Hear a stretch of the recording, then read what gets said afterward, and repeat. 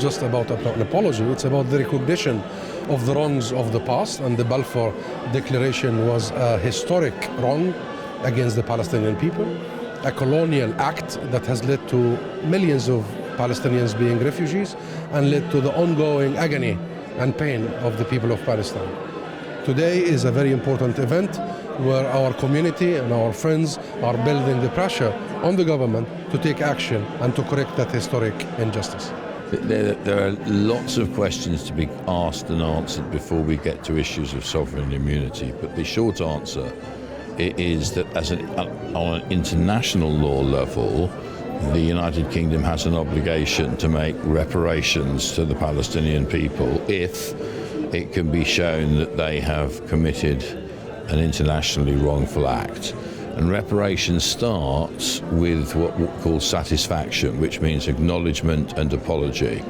And that's the focus of the work that we're doing at the moment, is the first stage of reparations.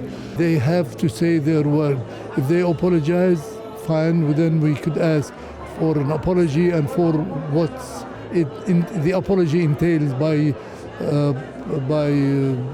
compensating for all the damages, all the crimes Britain had caused during their rule in Palestine. So it's a process which we believe, like I see you, we're going to win because we have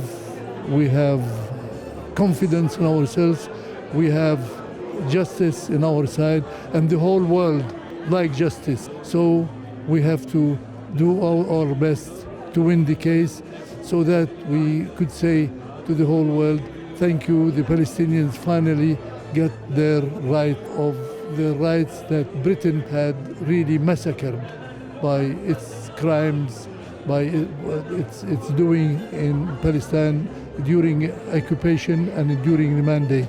So we are very much believe that our case is alive and we're going to win it. And thank you very much.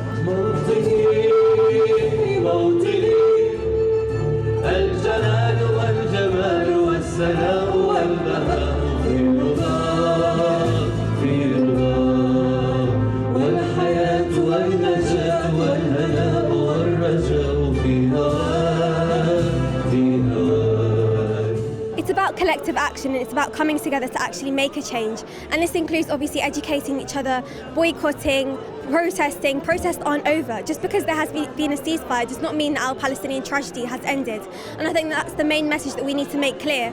And people who ask me, oh, how can I help? Like, I see this happening, but what actions can I take to help? I would say keep amplifying Palestinian voices. Keep Palestine viral on social media. There is so much that we can do on campus to support these divestment campaigns happening, to start Palestine societies, to join them if they're already there, and to support every collective movement. Because, as I said, if someone's going to ask me then how long this oppression and this occupation will last, then my answer is in our hands collectively.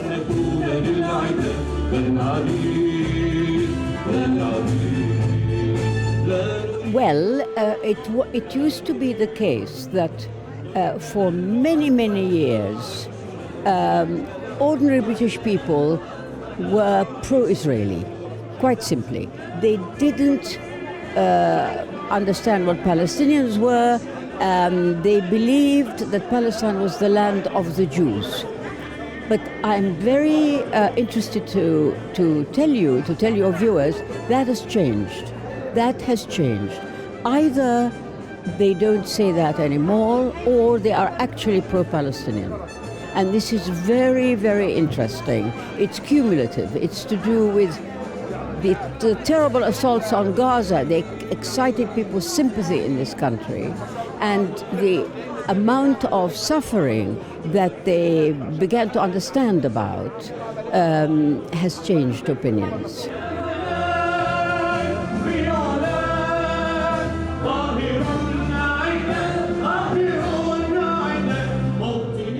It is important for us to engage in the British society. It is important for us to join the British political party, not just the Labour Party, for example, but also to join the Conservatives, the Liberal Democrats, and to apply for jobs in the government, to engage in the British society, to educate the British society about the Palestine issue.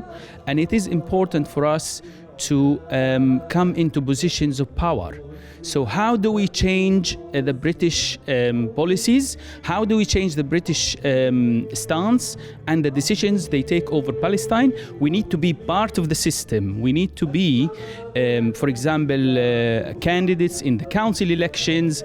We need to go into the House of Parliament. We need to also take positions of power, work in the councils, in the government. Why not? We should be, we can, and we will. And this is the only way that we can change things moving forward.